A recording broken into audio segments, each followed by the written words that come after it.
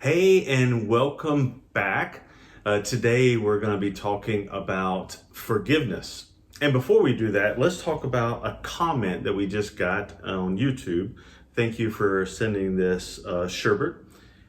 Thank you for these videos. I mean, wow, these are great, and I would love to learn more. Aw, That's thank you. It's very special. Thank you for sending that, and thank you for wanting to know more.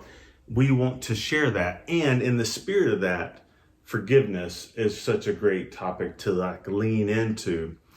Forgiveness of other people, and one of the things I found to be the hardest in my life is forgiveness of myself. Yeah.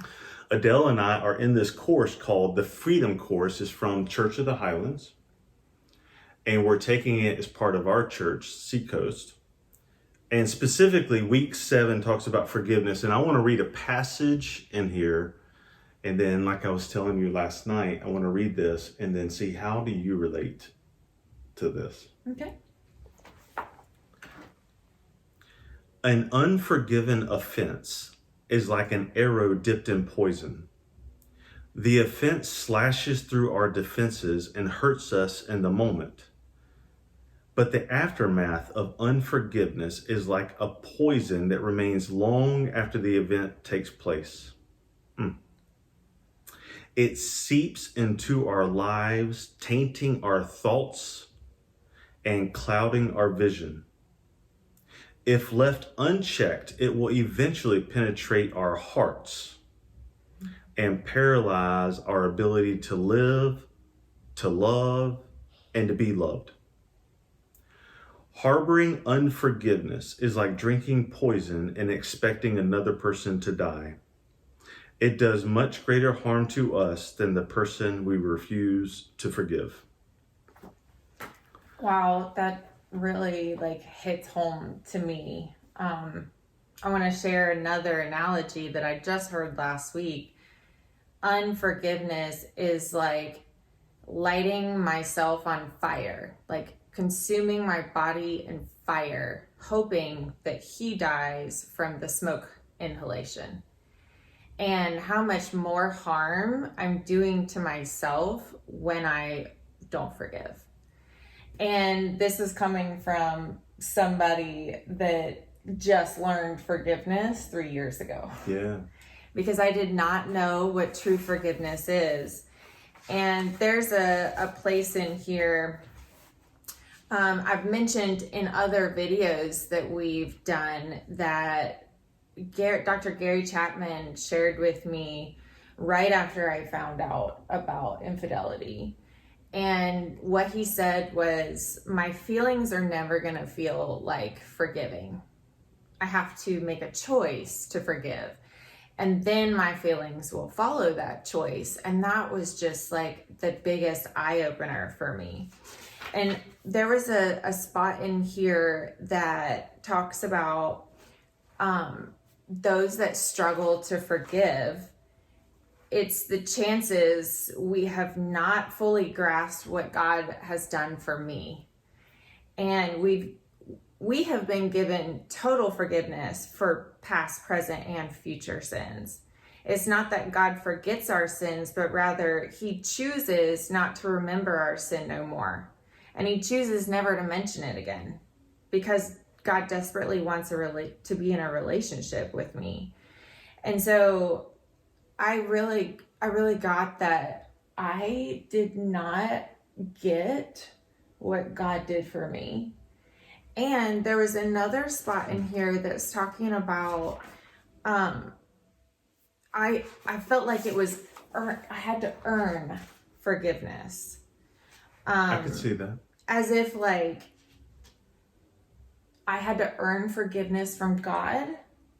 And that's why I viewed, if you did me wrong, you had to earn it Right. from me. Yeah. And so like in October of 2018, when I found out that there had been an affair, I made a list of consequences and all these things that I was going to punish you with.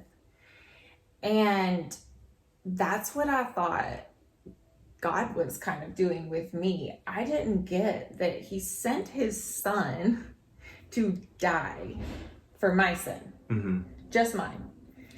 And reading this chapter, like, it just gave me a whole different viewpoint of what forgiveness really is.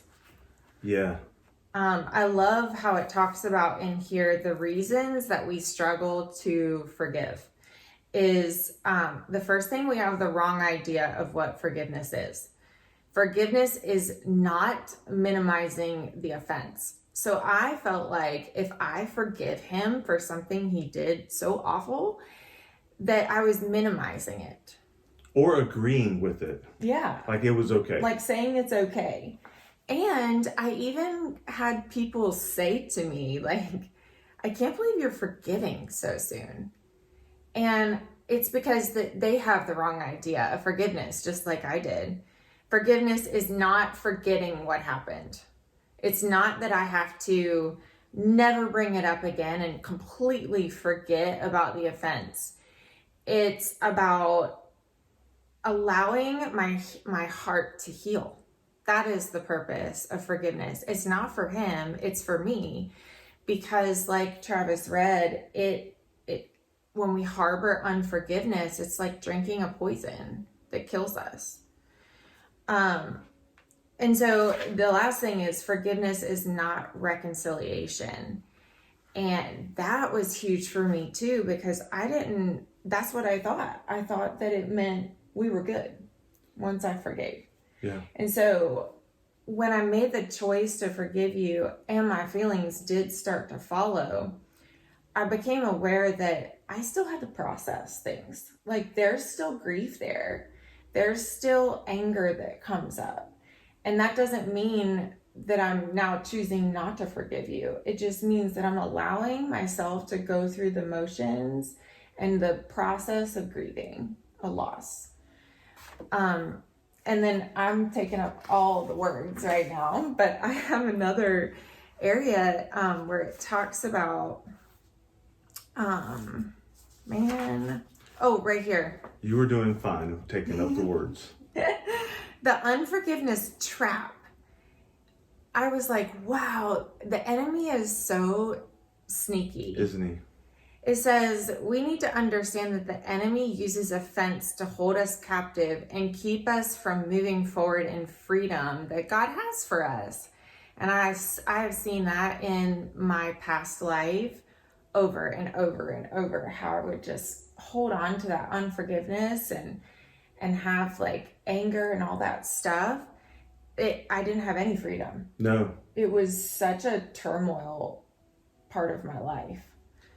And Satan uses it as bait. Like he uses us getting offended as bait to kind of lure us in, trap us, and keep us stuck there because we can't move. We can't move forward. But this is where it really changed my thought process when I read this, is that when God sent his son Jesus, and this is so profound, he sent him for Jesus to literally go through what human beings go through. He was tempted, he suffered, and it has this list in here. He allowed himself to be tempted in every way that we are today because he wanted us to know that no matter what we face, he's been there and he overcame it. And so when I am feeling betrayed, Jesus was betrayed by his best friend and his disciples. If I've been falsely accused, so has Jesus. Rejected, so was Jesus. Abused, so was Jesus. And humiliated, so was Jesus. And that just like gave me a whole new connection. It's something I just got yesterday. And I just wanted to share it because it gave me a new connection with like who Jesus is to me, and that he can actually say to me, I understand what you're going through.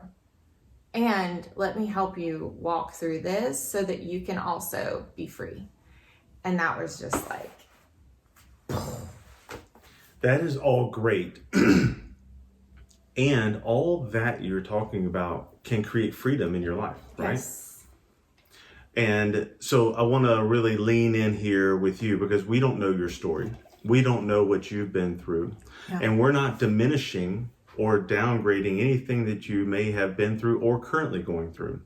Mm-hmm. But what we are telling you is that harboring that unforgiveness is not healthy for me and my soul, and it's not healthy for you. And by forgiving, you're not approving of whatever it is that happened. We both have had different things that's happened in our past. And if we choose to hold on to those, they're gonna not create freedom for our future. It's gonna follow us into our future. Entrap us. And so those things that happened to us are not still happening. And I'm not saying that with you, those things may have happened and may not still be happening anymore, or they may have happened and it's still going on. And what we're saying is lean into forgiveness for you. And probably one of the hardest things I said at the beginning is forgiveness for myself. Mm-hmm. So Satan really wants to trap me in unforgiving myself. Like I need to have this shame. I need to have this guilt. And if I don't have this shame and if I don't have this guilt, I'm going to go do something else that's going to be inappropriate if I don't have that to hold me down. Right. But it's just releasing those things and forgiving myself for my past that I can have freedom to be called into something bigger that God has called me to do. One other thing that just sparked while you were talking about that is, Jesus gives forgiveness freely to anyone because of grace.